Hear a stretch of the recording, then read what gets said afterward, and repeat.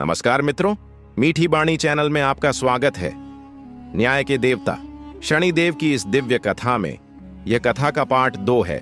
Part 1 देखने के लिए इसी वीडियो के डिस्क्रिप्शन में लिंक दे दिया है। पार्ट 1 जरूर देखें और हमारे चैनल से जुड़ना ना भूले, क्योंकि हम आपके लिए ऐसी ही दिव्य कथाएं लेकर आते रहते हैं। तो चलिए शुरू करते हैं। यहीं से प्रारंभ होती है वह गाथा जहां उन्हें मिलता है कुदृष्ट का भयानक श्राप।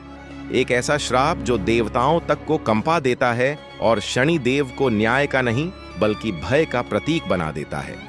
और इसी कुदृष्टि के पढ़ने से रावण की सोने की लंका जलकर राख में बदल गई और भगवान श्री कृष्ण का वंश पूरा खत्म हो गया और उनकी द्वारिका समुद्र में समा गई, जिनकी कुदृष्टि से स्वयं महादेव को कैलाश छोड़कर जाना पड़ा। इतना ही नहीं, स्वयं सूर्यदेव को ग्रहण का सामना करना पड़ा। आगे बढ़ने से पहले अगर आप वीडियो में यहां तक आ चुके हैं तो वीडियो को लाइक करें और चैनल को सब्सक्राइब करना बिल्कुल भी ना भूलें। विवाह के बाद शनिदेव सचमुच काफी शांत रहने लगे, परंतु एक बार जब शनिदेव ध्यान मुद्रा में बैठे हुए थे तब उनकी पत्नी चित्ररथ ने शनिदेव के सम्मुख पुत्र प्राप्ति की इच्छा व्यक्त की, जिसका शनिदेव ने कोई उत्तर नहीं दिया। बार बार अपनी इच्छा व्यक्त करने के बावजूद भी देवी चित्ररथ को शनिदेव की तरफ से कोई जवाब नहीं मिला। देवी चित्ररथ को शनिदेव का यह व्यवहार अपमानजनक लगा और क्रोध में आकर उन्होंने शनिदेव को श्राप दे दिया। देवी चित्ररथ के श्राप के अनुसार यदि शनिदेव किसी को मात्र देख भी लें तो उसकी तबाही निश्चित थी। यानी देवी चित्ररथ ने उन्हें किसी को नजर उठाकर न देखने का श्राप दे दिया। ध्यान मुद्रा से उठने के बाद शनिदेव को अपनी भूल का आभास हुआ और उन्होंने अपनी पत्नी को मनाने की बेहद कोशिश की। इसके बाद देवी चित्ररथ को भी अपनी गलती का एहसास हुआ, परंतु श्राप को निष्फल करने की शक्ति देवी चित्ररथ के पास नहीं थी। इस घटना के बाद से शनिदेव अपना सिर नीचे करके चलने लगे। यह बात पूरे ब्रह्मांड में तेजी से फैल गई और असुरों के गुरु शुक्राचार्य को भी पता चली। इसके बाद वे असुरों के सेनापति राहु के साथ शनिदेव के सम्मुख प्रकट हुए और शनिदेव के इस श्राप को अपनी शक्ति बनाकर देवताओं के खिलाफ इस्तेमाल करने की सलाह दी। परंतु शनिदेव ने शुक्राचार्य को स्वार्थ के लिए दूसरों का इस्तेमाल न करने की सलाह देते हुए साफ मना कर दिया और शुक्राचार्य समेत राहु को वापस जाने को कह दिया। इसी बीच देवी संध्या पृथ्वी से सूर्य देव के तेज को झेलने योग्य बनकर सूर्यलोक वापस लौटी। फिर उन्हें अपनी पीठ पीछे हुई सभी घटनाओं का पता चल गया। इसके बाद वे देवी छाया पर अत्यंत क्रोधित हुई और सूर्यदेव को सब कुछ सच सच बता दिया। सूर्यदेव ने देवी संध्या के ऊपर अपना क्रोध व्यक्त किया। साथ ही उन्होंने देवी छाया और शनिदेव को सूर्योक से निष्कासित और अपमानित कर बाहर निकाल दिया। इसके बाद शनिदेव और माता छाया पृथ्वी की ओर चल पड़े और एक घने सुंदर वन में निवास करने लगे। वन में रहते रहते शनिदेव की मित्रता काकराज से हुई और इस बेहद खूबसूरत वन में शनिदेव माता छाया के संग खुशी खुशी रहने लगे। समय बीतता गया और कुछ वर्षों के बाद सूर्यदेव को शनिदेव के इस निवास स्थान का पता चला। इसके बाद वे शनिदेव के जान के दुश्मन बन बैठे और शनिदेव के निवास स्थान वाले वन में सूर्यदेव ने अपने मायावी तेज से आग लगा दी। देवी छाया तो एक छाया होने के कारण उस आग से बचकर बाहर निकल आई, लेकिन शनिदेव उस मायावी आग की चपेट में पूरी तरह से फंस चुके थे। देवी छाया मदद की गुहार लगाने लगी। फिर अचानक काकराज ने वन के ऊपर से आकर शनिदेव को अपने पंजों में जकड़कर काफी दूर अपने काकलोक ले गए। काकलोक में पहुंचने के बाद काकराज ने शनिदेव को अपनी माता से मिलवाया और काकराज की माता ने शनिदेव को काकलोक में ही रहने की विनती की, जिस पर शनिदेव ने भी सहमति जताई। काकराज की माता ने शनिदेव को अपने पुत्र की तरह लाड़ प्यार से रखा। समय बीतता गया और एक दिन यह बात इंद्रदेव को पता चली। इसके बाद शनिदेव और काकराज की अनुपस्थिति में इंद्रदेव ने काकलोक पर हमला कर दिया, जिसके फल स्वरूप असंख्य काकों समेत काकराज की माता की मृत्यु हो गई। जब यह बात शनिदेव और काकराज को पता चली तो वे अत्यंत क्रोधित हो उठे। शनिदेव आग बबूला होते हुए अपनी शक्ति को जगाते हुए उसका कुछ हिस्सा काकराज पर समाहित कर उन पर सवार होकर स्वर्गलोक की तरफ प्रस्थान कर दिए। यहाँ स्वर्गलोक पर इंद्रदेव समेत सभी देवता नृत्य और सोमरस का आनंद उठा ही रहे थे कि तभी उन्हें दूर से बेहद जोरदार गर्जना करता हुआ तीव्र गति से सामने आता हुआ काल के समान काक और उस पर सवार शनिदेव नजर आए। उन्हें देखकर स्वर्गलोक में भगदड़ मच गई और देवता युद्ध के लिए अस्त्र शस्त्र लिए तैयार हो गए।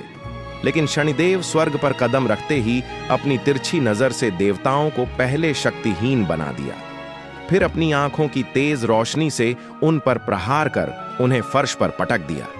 इंद्रदेव समेत सभी देवता शनिदेव के सामने इतने कमजोर हो चुके थे कि वे अपने अस्त्र शस्त्र को भी उठा पाने में असमर्थ थे।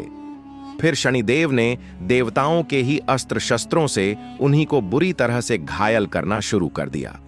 इसके बाद सभी देवताओं को स्वर्ग से किसी भी तरह अंतर्धान होकर भागना पड़ा। इंद्रदेव समेत सभी देवताओं ने शनिदेव के भय से कहीं दूर जाकर सूर्यदेव को याद किया और सभी सूर्यदेव से शनिदेव को जलाकर भस्म कर देने की विनती करने लगे।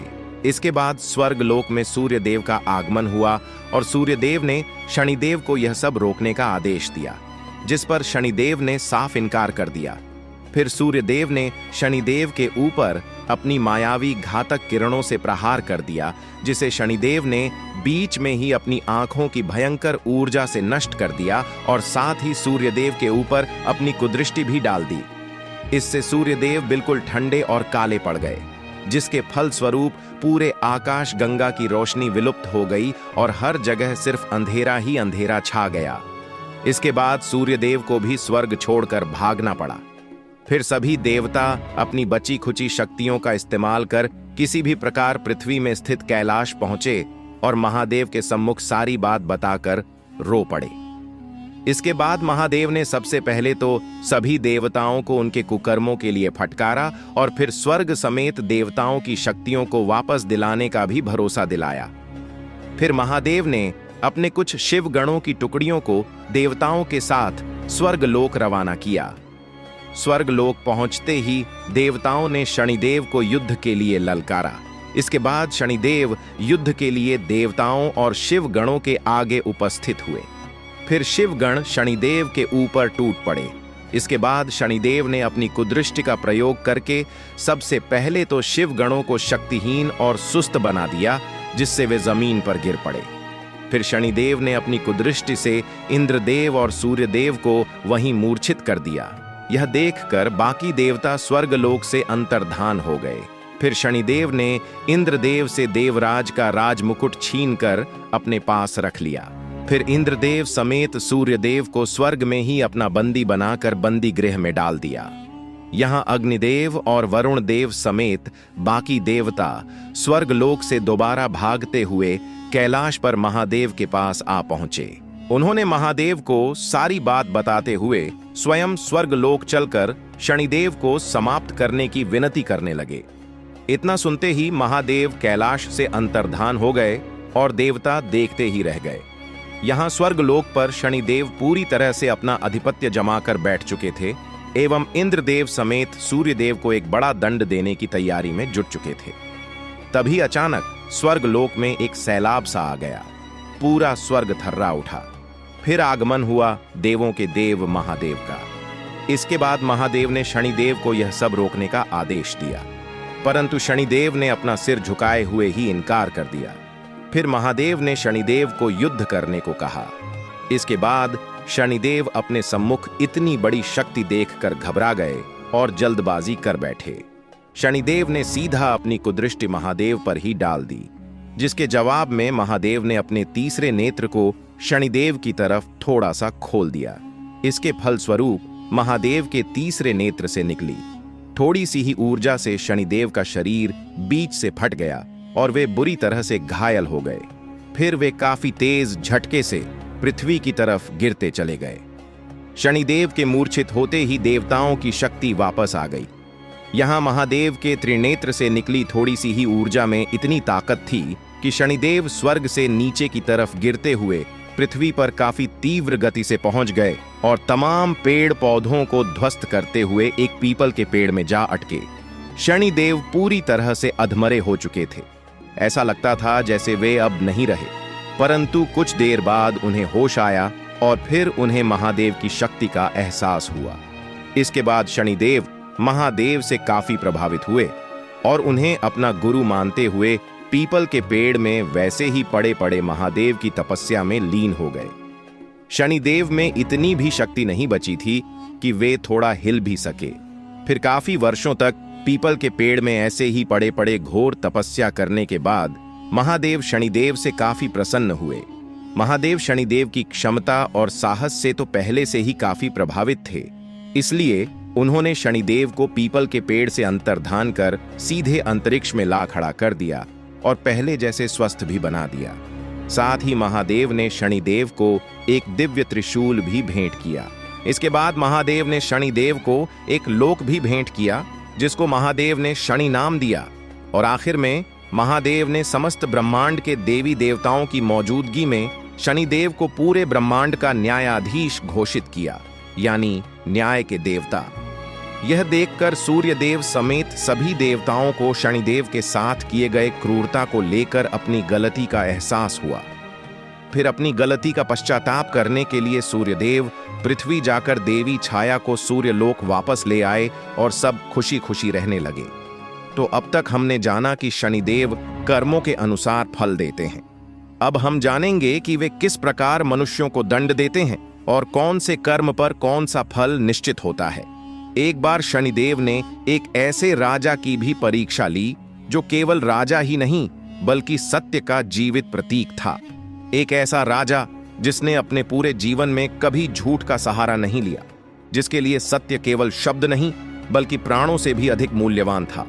यह वही परीक्षा थी जिसने एक महान राजा को राजमहल से श्मशान तक पहुंचा दिया। एक समय था जब उसके पास वैभव था, राज्य था, सम्मान था, परिवार था और प्रजा का अटूट प्रेम था। और फिर समय ऐसा पलटा कि वही राजा भिखारी बन गया और श्मशान घाट में चांडाल बनकर खड़ा हो गया। जिस राजा ने जीवन में कभी किसी से कुछ मांगा नहीं, उसी राजा को एक दिन अपने ही पुत्र के दाह संस्कार के लिए अपनी पत्नी से कर यानी पैसे मांगने पड़े। यह कथा है अयोध्या के सत्यवादी राजा हरिश्चंद्र की। राजा हरिश्चंद्र अत्यंत न्यायप्रिय, धर्मात्मा और सत्यनिष्ठ थे। उनकी प्रजा उन्हें पिता समान मानती थी, क्योंकि उन्होंने अपने शासन में कभी अन्याय, छल या असत्य को स्थान नहीं दिया। सत्य उनके जीवन का आधार था और धर्म उनकी आत्मा। इसी सत्य निष्ठा की चर्चा स्वर्गलोक तक पहुंची। एक दिन देवर्षि नारद स्वर्गलोक में विचरण करते हुए शनिदेव के पास पहुंचे।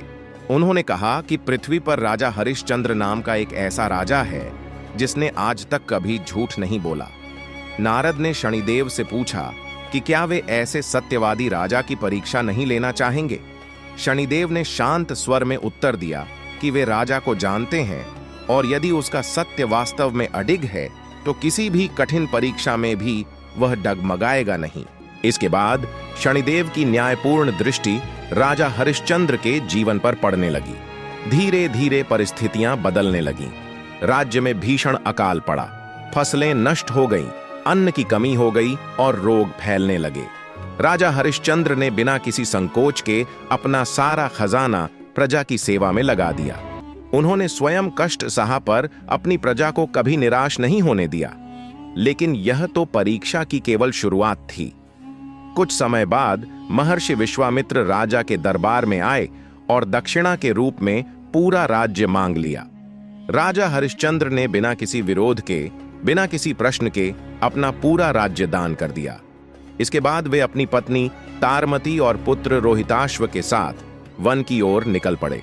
अब उनके पास ना राज्य था, ना वैभव और ना ही कोई सहारा। पर शनिदेव की परीक्षा यहीं समाप्त नहीं हुई। विश्वामित्र ने शेष दक्षिणा भी मांगी। धर्म निभाने के लिए राजा हरिश्चंद्र को अपनी पत्नी और पुत्र को भी बेच देना पड़ा। स्वयं राजा हरिश्चंद्र काशी के श्मशान घाट में चांडाल बनकर काम करने लगे।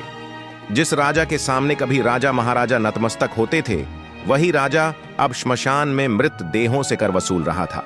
फिर भी इन सभी कष्टों के बीच उनके मुख से कभी असत्य नहीं निकला और तभी आई सबसे कठोर परीक्षा। एक रात सांप के डसने से उनके पुत्र रोहिताश्व की मृत्यु हो गई। विलाप करती हुई ताराती अपने पुत्र का शव लेकर श्मशान घाट पहुंची। वहां खड़े चांडाल ने कहा कि श्मशान का नियम है दाह संस्कार से पहले कर देना होगा। ताराती अपने पति को पहचान नहीं पाई। उनके पास देने के लिए कुछ भी नहीं था, तो उन्होंने अपनी साड़ी का आधा भाग फाड़ कर करके रूप में दे दिया। यह दृश्य देखकर स्वयं शनिदेव का हृदय भी द्रवित हो उठा। उन्होंने कहा कि इतने कष्टों के बाद भी इस राजा ने सत्य और धर्म का मार्ग नहीं छोड़ा। तभी शनिदेव ने अपनी कठोर दृष्टि हटा ली। आकाश से देवताओं का प्राकट्य हुआ।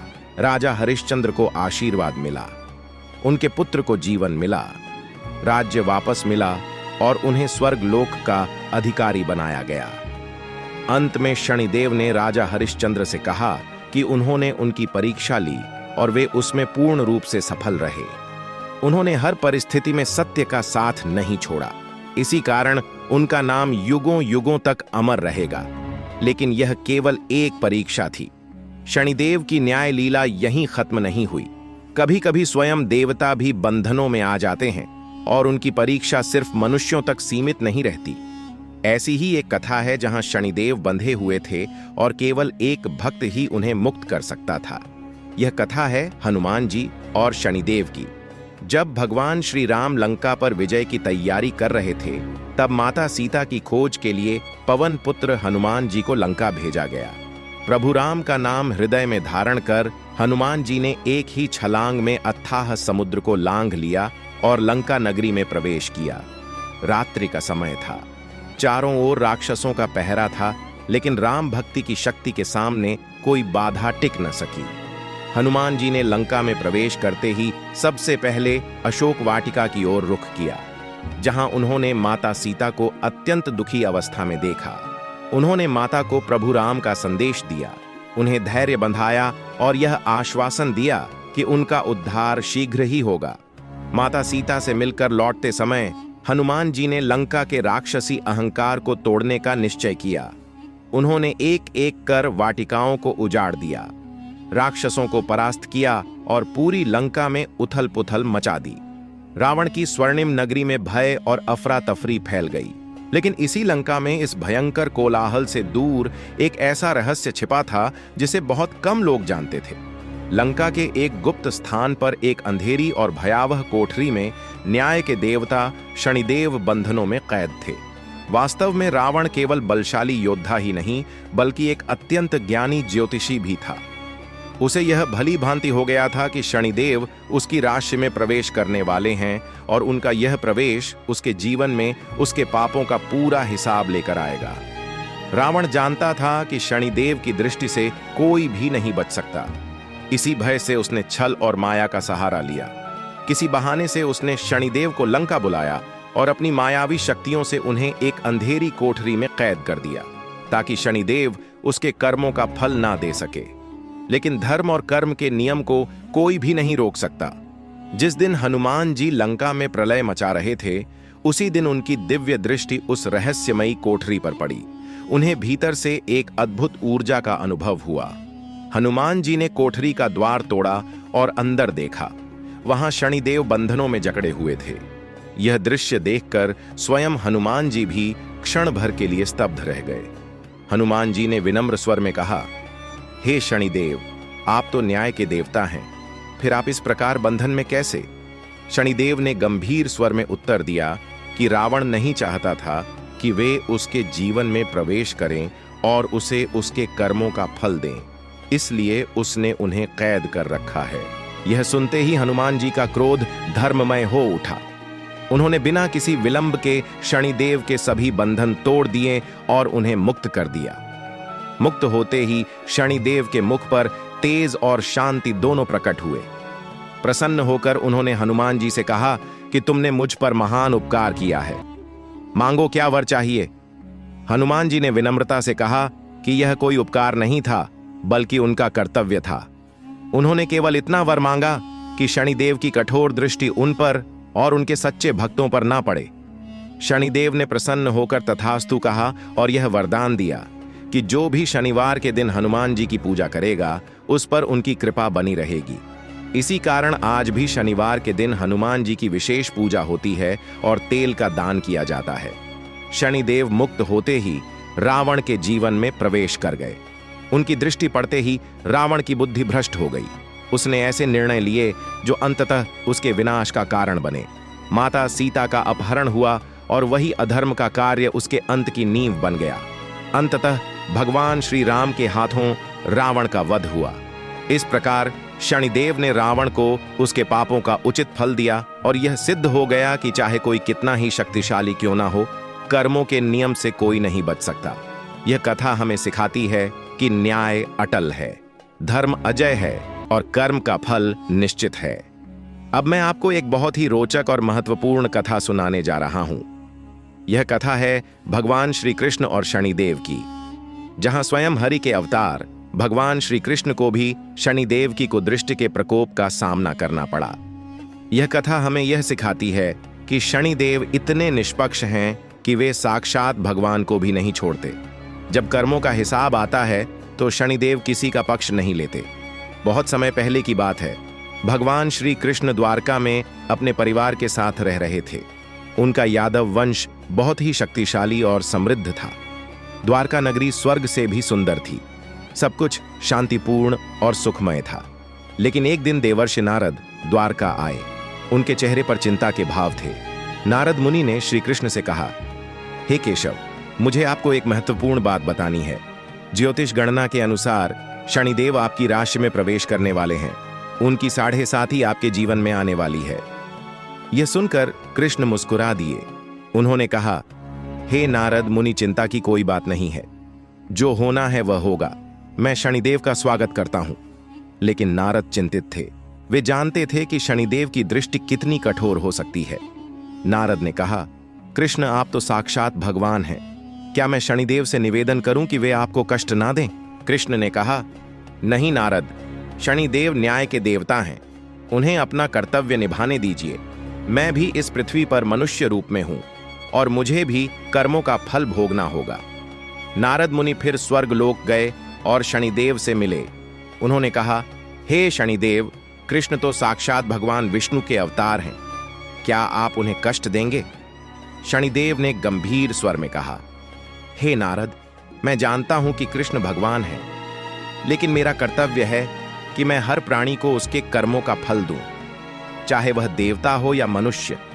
भगवान कृष्ण ने मनुष्य रूप धारण किया है, इसलिए उन्हें भी कर्म फल भोगना होगा। यह प्रकृति का नियम है। नारद ने कहा, लेकिन कृष्ण ने तो कोई पाप नहीं किया। वे तो सदा धर्म के मार्ग पर चले हैं।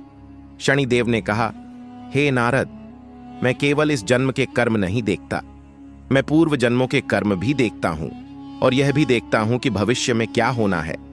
कृष्ण के जीवन में कुछ ऐसी घटनाएं होनी हैं जो उनके कर्मों का परिणाम है। यह सुनकर शनिदेव कुछ क्षण मौन रहे, फिर अत्यंत गंभीर और गूढ़ स्वर में बोले, हे नारद, यही वह सत्य है जिसे समझ पाना साधारण बुद्धि के लिए कठिन है।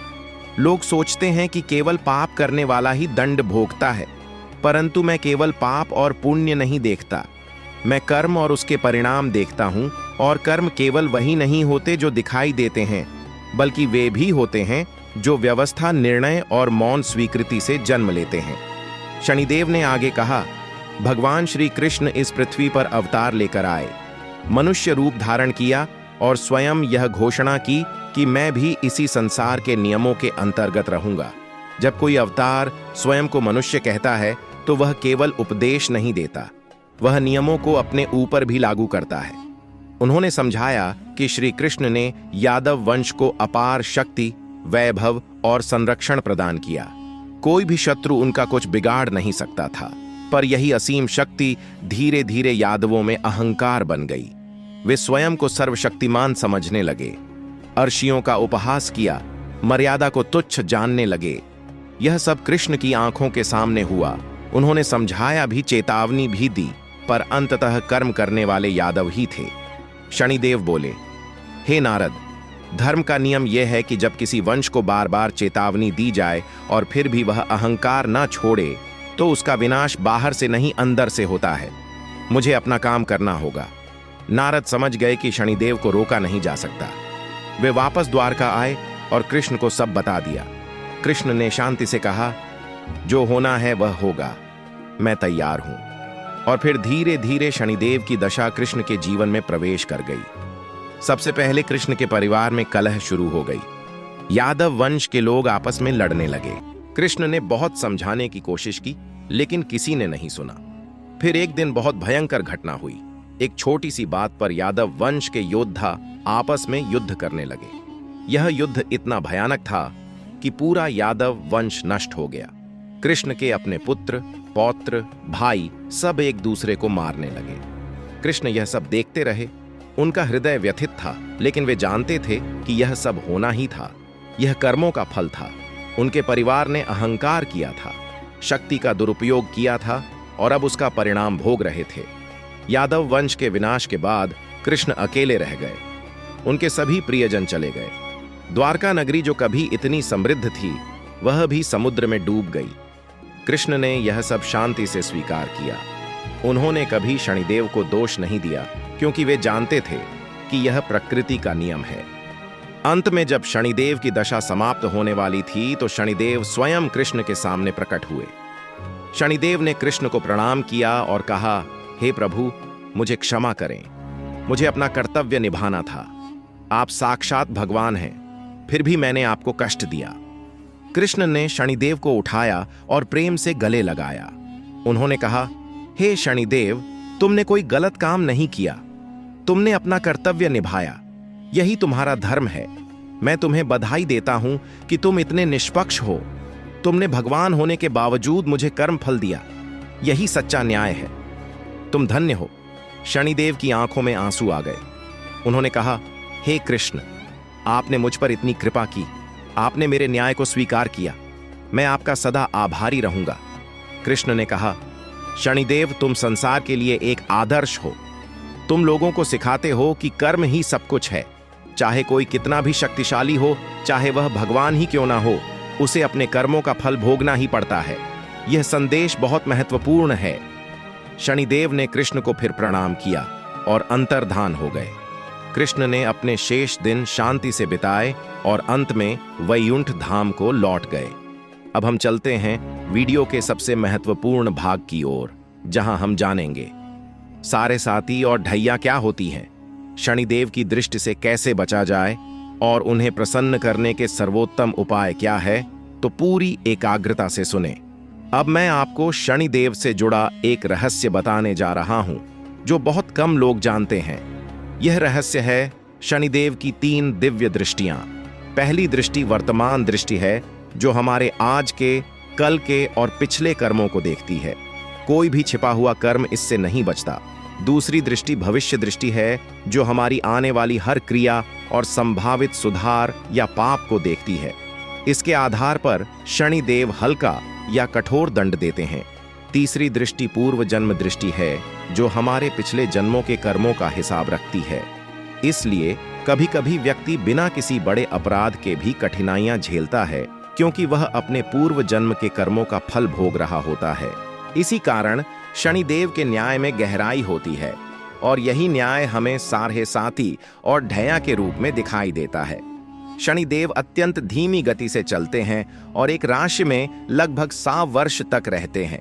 जब वे किसी व्यक्ति की जन्म राशि से 12वीं राशि में आते हैं, तो सारहे साथी की शुरुआत होती है, जो कुल लगभग 7 साल और 6 महीने की अवधि तक चलती है। इस समय शनिदेव व्यक्ति के जीवन की गहन जांच करते हैं।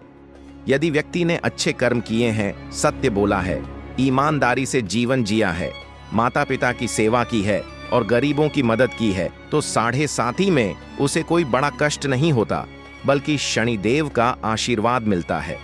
लेकिन यदि व्यक्ति ने पाप किए हैं, झूठ बोला है, किसी को कष्ट पहुंचाया है या माता पिता का अनादर किया है, तो साढ़े साथी में उसे कठिनाइयों का सामना करना पड़ता है। वहीं ढई तब आती है जब शनिदेव जन्म राशि से 4थी या 8वीं राशि में होते हैं। इसकी अवधि लगभग 2.5 वर्ष की होती है। ढैया में भी शनिदेव व्यक्ति के कर्मों को परखते हैं, लेकिन यह साढ़े साथी जितनी कठोर नहीं होती। फिर भी यह समय सावधानी का होता है। व्यक्ति को विशेष रूप से सतर्क रहना चाहिए, अच्छे कर्म करने चाहिए, सत्य बोलना चाहिए और किसी के साथ अन्याय नहीं करना चाहिए। यदि आप शनिदेव को प्रसन्न करना चाहते हैं तो सबसे महत्वपूर्ण है अच्छे कर्म करें। यही सबसे बड़ी पूजा है शनिदेव की। इसके अलावा कुछ उपाय भी हैं। शनिवार के दिन हनुमान जी की पूजा करें, हनुमान चालीसा का पाठ करें, शनिवार को तेल का दान करें, गरीबों को भोजन कराएं, काले रंग के वस्त्र दान करें, लोहे की वस्तुएं दान करें, नीलम पत्थर धारण कर सकते हैं। शनिदेव को तेल सबसे प्रिय है। शनिवार को पीपल के पेड़ में तेल का दीपक जलाएं, शनि मंदिर में जाकर तेल चढ़ाएं, काले तिल का दान करें, उड़द की दाल का दान करें। यह सब शनिदेव को प्रसन्न करते हैं। लेकिन सबसे महत्वपूर्ण है आपकी भावना। यदि आप सच्चे मन से पूजा करते हैं तो शनिदेव अवश्य प्रसन्न होते हैं। शनिदेव का मंत्र है एम शम शशराय नमः। इस मंत्र का जाप करने से शनिदेव प्रसन्न होते हैं। शनिवार के दिन इस मंत्र का 108 बार जाप करें। शनि चालीसा का पाठ भी बहुत फलदायी है। शनिदेव की आरती करें, उन्हें फूल चढ़ाएं। लेकिन सबसे जरूरी है कि आपके कर्म शुद्ध हो। बिना अच्छे कर्मों के केवल पूजा पाठ से कुछ नहीं होगा। शनिदेव की कथा सुनना भी बहुत शुभ है। जो लोग नियमित रूप से शनिदेव की इस कथा को सुनता है, उन पर शनिदेव की कृपा बनी रहती है। उनके जीवन में समस्याएं आती भी हैं तो जल्दी हल हो जाती हैं। इसलिए शनिवार के दिन शनिदेव की कथा अवश्य सुने या पढ़ें। तो दोस्तों, यह थी शनिदेव की संपूर्ण कथा। हमने जाना कि उनका जन्म कैसे हुआ, उन्हें पिता ने कैसे ठुकराया और भगवान शिव ने उन्हें आशीर्वाद दिया, कैसे वे न्याय के देवता बने। हमने हनुमान जी और शनिदेव की मित्रता, राजा हरिश्चंद्र की कथाएं, साढ़े साथी और ढैया और शनिदेव की पूजा के उपाय भी जाने। शनिदेव से डरने की जरूरत नहीं है। वे हमारे मित्र और शुभचिंतक हैं। यदि हम अच्छे कर्म करें, सत्य बोले, ईमानदारी से जीवन जिए और दूसरों की मदद करें तो शनिदेव हमें आशीर्वाद देंगे। वे हमारे कर्मों के अनुसार फल देते हैं। जीवन में कठिनाइयां आती हैं ताकि हम मजबूत बनें और अपने आप को सुधारें। यदि हम इनसे सीखें और अच्छे कर्म करें तो यह कठिनाइयां हमारे लिए वरदान बन जाती हैं। इसलिए यदि जीवन में कोई कठिनाई आए तो इसे शनिदेव की परीक्षा समझें।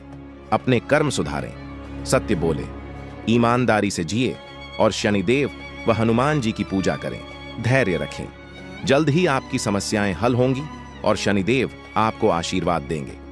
ऐसी मान्यता है कि इस दिव्य कथा को प्रत्येक शनिवार श्रद्धा और विश्वास के साथ सुनने से शनिदेव की विशेष कृपा प्राप्त होती है और जीवन के कष्ट धीरे धीरे दूर होने लगते हैं। हमारे चैनल पर इसी तरह की अनेक अद्भुत रहस्यमयी और ज्ञानवर्धक कथाएं उपलब्ध हैं। उन्हें भी अवश्य देखें और अपने ज्ञान और भक्ति को और बढ़ाएं। इस वीडियो को लाइक करें, चैनल को सब्सक्राइब करें और धर्म व भक्ति के इस पावन संदेश को आगे तक पहुंचाएं।